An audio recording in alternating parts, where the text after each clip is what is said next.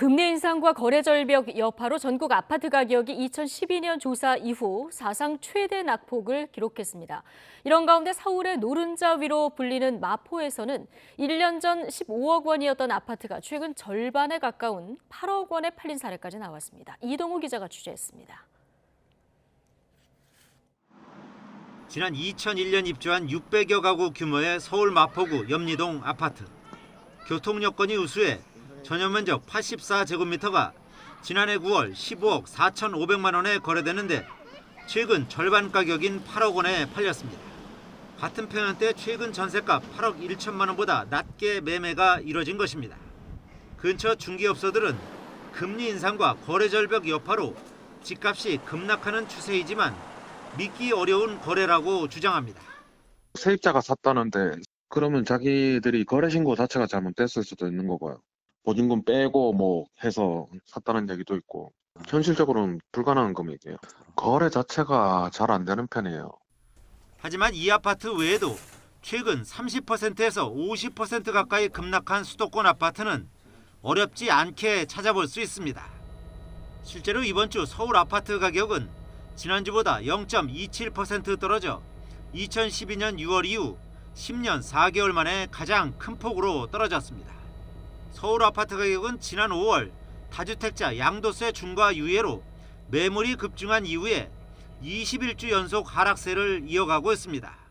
전국과 수도권, 지방 아파트의 매매가와 전세값도 시세 조사를 시작한 2012년 5월 이후 사상 최대의 낙폭을 기록했습니다. 특히 인천과 경기, 세종, 대전, 대구, 서울의 낙폭이 상대적으로 컸습니다. 전문가들은 금리 인상 기조가 바뀌지 않는 한 당분간 집값 하락은 불가피하다고 전망합니다.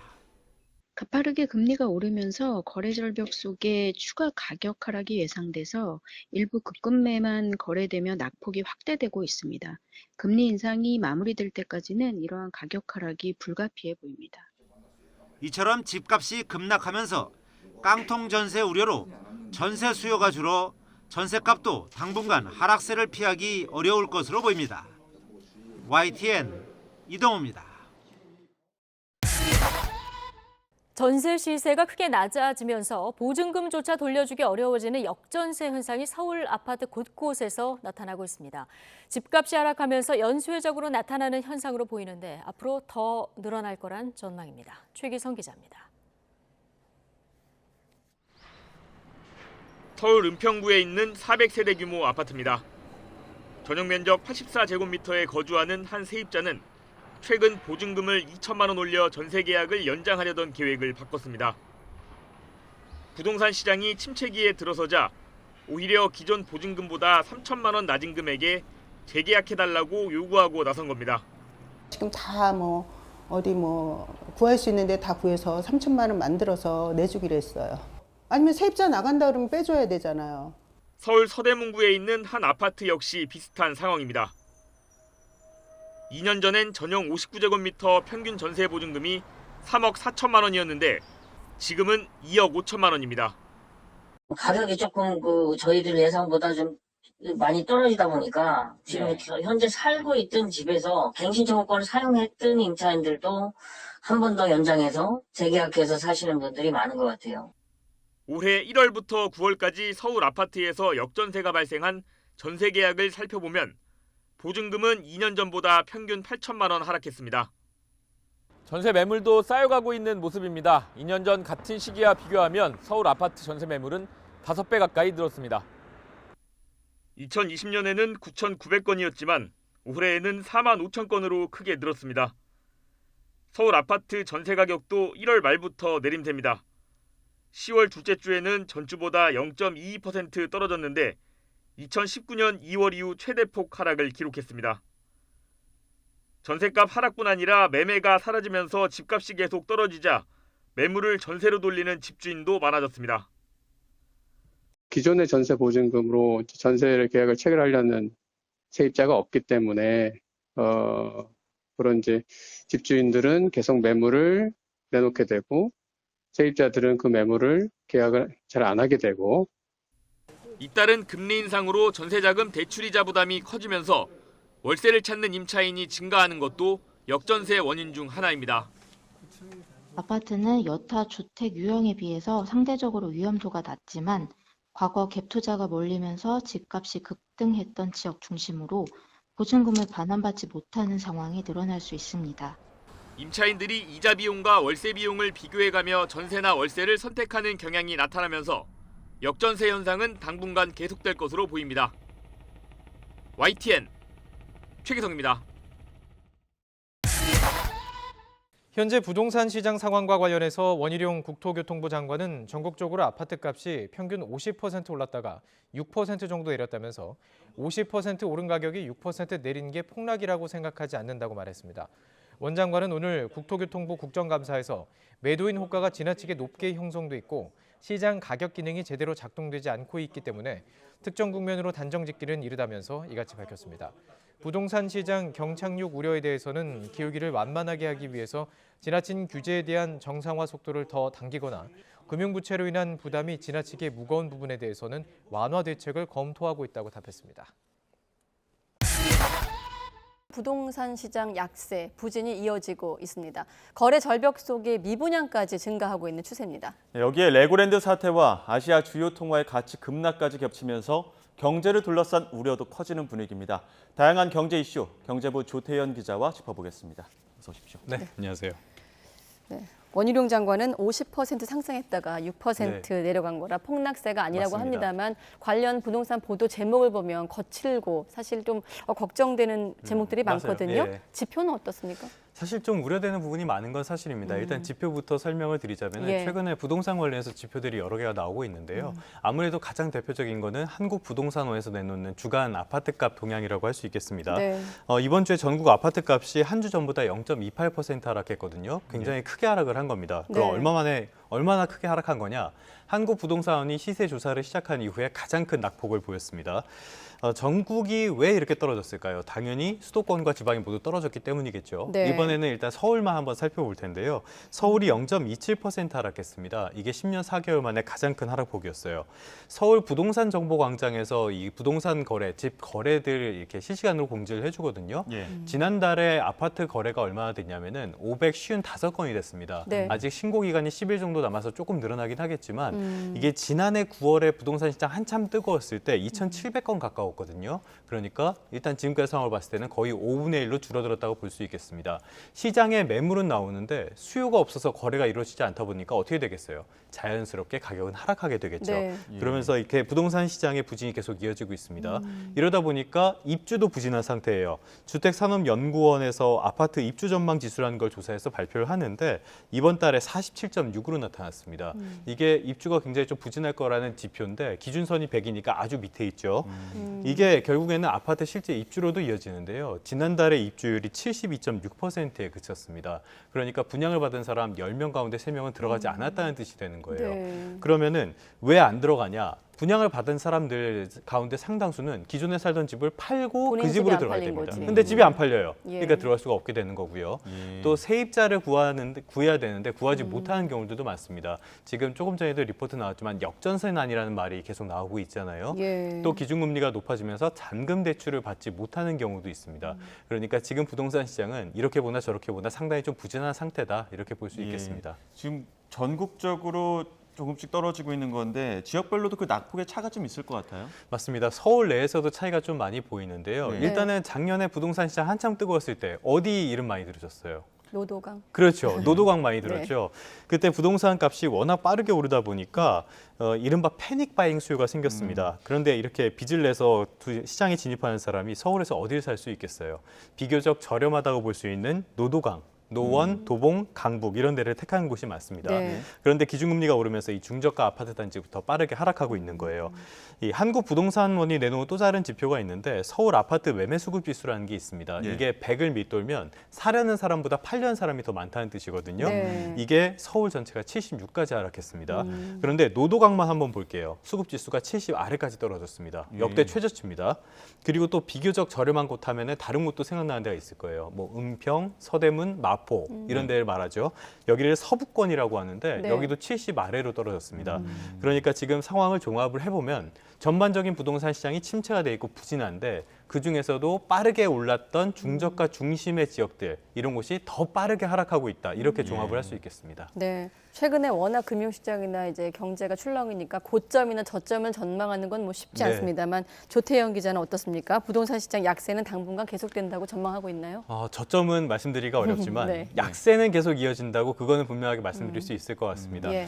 이제 한국은행이 이번 달에 50bp 기준금리를 높이면서 이런 이야기를 했어요. 불확실성이 너무 크다. 그래서 선택을 하기가 쉽지가 않다라는 이야기를 했는데 그 불확실성 중에 가장 큰 거는 역시 미국의 통화 정책이라고 할 수 있겠습니다. 지금 미국이 다른 나라들 분위기를 보면은 미국이 기준금리를 너무 빠르게 높이니까 우리는 이만큼까지 높이고 싶지 않지만 어쩔 수 없이 따라가는 측면이 강하거든요. 그건 우리나라도 마찬가지고. 그런데 미국의 지난달 소비자 물가 지수가 여전히 높게 나왔습니다. 지금은 사실 물가는 통화적인 현상이긴 하지만 지금 고물가는 그런 뭐 경기 과열이나 고용 과열보다는 역시 공급망에 문제가 있기 때문에 큰 효과가 없었다라고도 볼 수 있는데요. 네. 그렇다고 해도 고물가가 이어지니까 미국이 다음 달 초에 이 FOMC 회의를 열어서 기준금리를 결정하는데 이번에도 75bp 그러니까 소위 말하는 자이언트 스텝을 밟을 가능성이 굉장히 크게 점쳐집니다. 그러면 우리나라도 대응을 할 수밖에 없겠죠. 그래서 기준금리를 또 한 번 크게 올릴 것으로 전망이 되고 있는데요. 그러면 기준금리가 높아졌으니까 그만큼 자산시장에는 부정적인 영향을 미칠 수밖에 없습니다. 그래서 앞으로도 좀 약세가 이어질 가능성이 크고요. 네. 네. 부동산 경기 악화하면서 금융시장에도 영향을 미치고 있는데 지금 또 최근에는 채권 시장이 굉장히 불안하다고요. 네, 맞습니다. 지금 미분양 같은 것들도 문제가 생기면서 2009년 사태가 다시 재발하는 거 아니냐 이런 우려도 나오고 있는데요. 이번에는 이제 금융시장에도 좀 문제가 생겼습니다. 이거는 조금 복잡하니까 차근차근히 좀 말씀을 드릴게요. 레고랜드 얘기 나오고 맞습니다. 강원도 얘기 나오더라고요. 네. 배경이 좀 복잡합니다. 일단은 레고랜드 개발을 위해서 강원도가 출자 회사를 만들었습니다. 이게 강원 중도개발공사라는 회사인데요. 근데 사업이 계속 지연되고 이랬잖아요. 그러면서 이 회사의 재무 구조가 굉장히 크게 악화가 됐습니다. 네. 그래서 빚을 갚을 수가 없게 됐어요. 근데 강원도가 그거를 빚 보증을 서고 있었거든요. 근데 강원도가 그걸 갚는 대신에 네. 회사를 기업 회생을 하겠다 이렇게 선언을 했습니다. 그러다 보니까 결국엔 그래서 어떻게 됐냐? 이 자산 유동화 증권이라고 하는데요. 이게 어떤 기업이 자산을 가지고 있는데 뭐 부동산이라든지 매출 채권이라든지 이런 것들이 있습니다. 그런데 그게 당장 현금화가 안 되니까 이거를 기초 자산을 해서 증권을 발행을 합니다. 그래서 자금을 조달을 하는 거거든요. 이 2천억 원 규모의 이 증권이 부도가 났습니다. 그러면 이게 무슨 문제가 생기냐? 지자체가 보증을 한 채권이라는 건 굉장히 안전한 채권입니다. 회사에서 갚지 못한다 그래도 지자체에서 보증을 해줬으니까 지자체가 갚아줄 거 아니에요. 근데 지자체도 갚지 못하는 채권이 있으면 이거 일반 기업들이 발행한 걸 어떻게 믿고 하겠어 이렇게 돼버리는 겁니다. 그래서 단기 채권 시장에서 지금 채권 금리가 굉장히 빠르게 올랐고요. 여기 그렇게 올랐음에도 미달이 나는 사태까지 지금 벌어졌습니다. 그러니까 소위 말해서 단기 채권 시장이 거의 붕괴 수준까지 가버렸다 이렇게 볼 수 있습니다. 여기에 또 문제를 짚인 게 롯데건설입니다. 롯데건설은 시공 능력 8위 정도 되는 굉장히 좀 탄탄한 회사라고 볼 수 있거든요. 모기업도 탄탄하고 그런데 최근에 유상증자를 통해서 2천억 원을 조달을 하고 또 그 최대 주주인 롯데케미탈로부터 5천억 원을 빌린다 이렇게 공시를 했습니다. 그러면 이걸 시장에서 어떻게 받아들였냐? 이게 8위나 되는 기업이 자금을 시장에서 마련을 못해서 그 계열사에 손을 벌렸네? 이렇게 받아들여 버린 겁니다. 그러다 보니까 건설회사, 뭐 증권사들이 위험한 거 아니냐 이런 소문이 돌고 구체적으로 어떤 회사가 지금 부도 위험이다 이런 소위 말하는 찌라시, 정보지까지 돌기도 했습니다.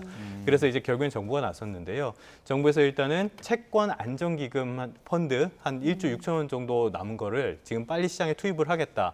그다음에 이런 헛소문이 도는 것들을 집중 단속을 하겠다는 뜻을 밝혔습니다. 그리고 강원도에서도 사실은 우리가 그렇게 기업 회생은 하지만 돈을 안 갚겠다는 건 아니다. 돈을 갚을 예정이다. 그리고 김진태 지사가 조금 전에 기자회견도 했거든요. 내년 1월에 예산에 편성을 해서 돈을 갚겠다. 이렇게 설명을 하는 모습을 보이기도 했습니다. 그래서 강원도발 이 위기가 어떻게 좀 잦아들 수 있을지는 상황을 좀 봐야 될 것 같습니다. 네, 금감원이 뭐 일단 뜬 소문이라고 얘기를 했고 합동 단속반도 구성한다고 했으니까 한 번 더 시장이 안정될지 지켜보기로 하겠습니다. 자, 그런데 이 금융시장 뭐 조태영 기자도 연거푸 나와서 강조한 부분입니다만 우리만의 문제는 아니에요. 맞습니다. 그렇죠? 중국이나 일본도 마찬가지인데 이들의 통화 가치도 추락하고 있습니까? 지금 조금 전에도 리포트가 나왔는데요. 이 미국이 기준금리를 빠르게 높이고 있으니까 그 말은 미국의 통화 가치가 그만큼 올라간다는 뜻이나 다름이 없습니다. 그러면 어떻게 되겠어요? 통화 가치가 올라갔으니까 자금이 그쪽으로 쏠릴 거 아니에요. 그러다 보니까 아시아 쪽에 있는 통화들이 뭐 아시아뿐만이 아니라 전 세계가 마찬가지입니다만 아시아 통화들이 특히 좀 빠르게 하락하는 모습을 보이고 있습니다. 그러니까 원달러 환율로 고심을 하고 있는데 우리가 그게 우리만의 문제는 아니라는 뜻이에요. 지금 보면은 N달러 환율이 1달러에 장중 150엔을 넘기도 했습니다. N달러 환율이죠. 이게 일본이 한참 호황이었던 그 거품 경제 후반기 1990년 이후에 32년 만에 처음 있는 일입니다. 우리도 원달러 환율의 심리적 마지노선을 뭐 1,400원이니 1,500원이니 이렇게 이야기를 하잖아요. N달러 환율은 한 150엔 정도를 심리적 마지노선으로 보거든요. 이게 무너졌으니까 좀 위험할 수도 있는 상황이고요. 그러면 엔화만 떨어졌냐? 위안화도 가치가 폭락했습니다. 위안 달러 환율이 지금 7위안 초반대인데 이게 2008년 12월 그러니까 글로벌 금융위기 이후에 가장 높은 수준입니다. 이 아시아 주요 3개국 통화의 가치가 계속 다 폭락을 하고 있는 건데요. 지난해 말과 비교를 해보니까 엔화가 한 30% 정도 빠졌고요. 원화가 20%, 위안화가 한 15% 이렇게 급락하는 모습을 보여줬습니다. 그 수치들만 보면은 글로벌 금융위기 말씀하셨던 그리고 97년에 아시아발 또 금융위기 이런 것들이 떠오르게 되는데 결국에 지금 이러한 현상들이 그러한 금융위기의 전조 아니냐 이런 이야기 나오고 있거든요. 맞습니다. 상당히 좀 우려되는 부분인 건 사실이에요. 정부는 지금 펀더멘털은 튼튼하다 이렇게 이야기를 하고 있지만 위기들이 겹치게 되면 어떻게 될지 모르는 거거든요.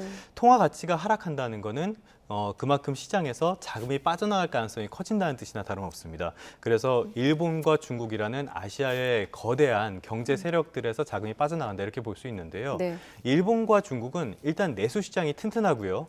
일본 같은 경우에는 엔화가 기축통화는 아니지만 준기축통화로 그 글로벌 시장에서 작용을 하고 있습니다. 그런데 우리나라는 어때요? 원화를 쓰는 나라고 거기다가 수출로 먹고 사는 나라죠.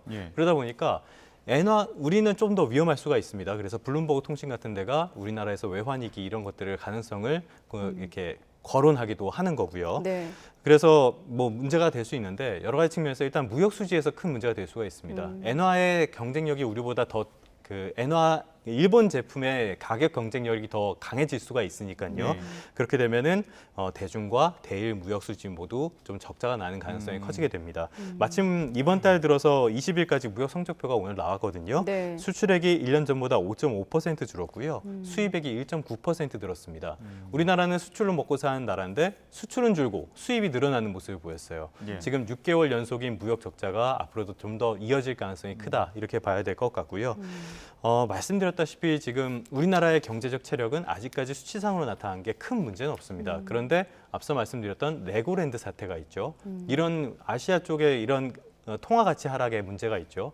이런 위기들이 겹치면 언제 어떻게 변할지 모르는 겁니다. 그래서 지금은 사실 정부와 국회 역할이 굉장히 중요한 시점이라고 볼 수 있는데 하는 걸 보면 글쎄요.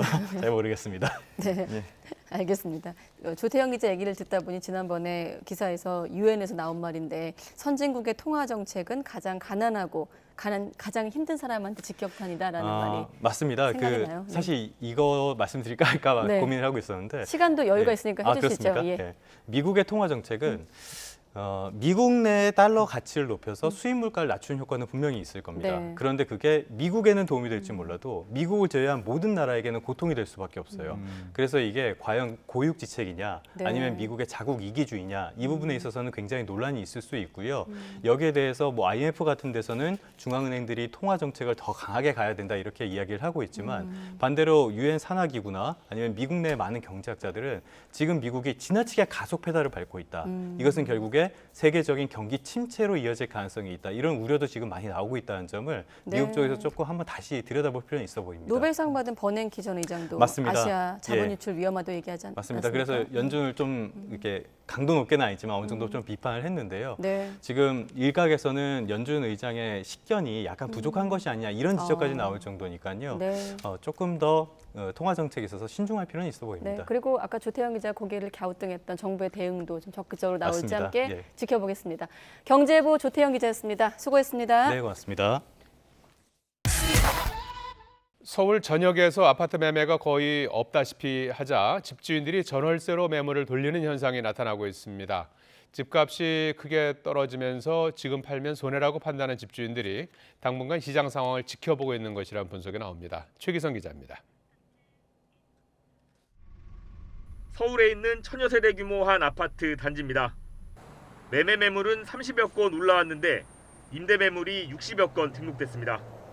매매 가격이 많이 빠져가지고 더 내려도 아예 뭐 매수세가 실종이 됐으니까 그래서 지금은 그냥 그렇게 헐값에 파느니 차라리 전월세를 돌려서 좀 더 버텨보자 뭐 그런 매물들이 좀 늘어나는 것 같습니다. 주변에 있는 다른 아파트에서도 전월세 매물이 매매보다 많은 현상을 쉽게 찾아볼 수 있습니다. 매물이 급하지 않고 거래가 안 되니까 그냥 전월세를 돌리는 게 맞지. 급하신 분들은 금매를 파는 거고. 하반기 들어 서울 아파트 전체 매매 매물은 3천 건 넘게 빠져 5.7% 줄어들었지만 임대 매물은 2만 건 이상 증가해 52.6% 늘었습니다. 자치구별로 살펴보면 25개 구 가운데 20개 구에선 같은 모습이 나타나고 있습니다. 서울 서대문구는 전월세 물건이 70% 넘게, 노원구는 65% 이상 증가하는 등 임대 매물이 크게 많아진 겁니다. 거래 가뭄 현상이 길어지면서 집주인들이 매도로 내놨던 매물을 임대로 돌리고 있기 때문으로 보입니다. 실제로 지난 5월에는 1,700여 건이던 서울 아파트 매매 거래량이 9월에는 420여 건으로 올해 최저치를 기록했습니다.